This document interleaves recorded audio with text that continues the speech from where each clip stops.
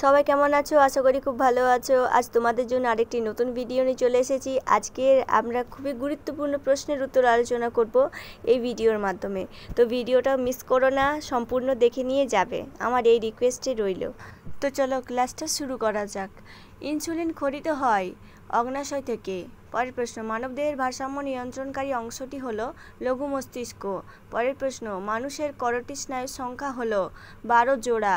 পরের প্রশ্ন, কোন উদ্ভিদে পতঙ্গের মাধ্যমে ইতর পরাগযোগ ঘটে? উত্তর হয়ে যাবে আম গাছ।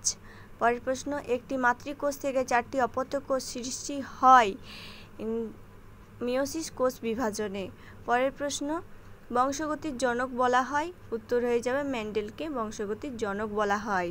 পরের প্রশ্ন, মেন্ডেলের প্রথম সূত্রটি হলো পৃথকীভবনের সূত্র।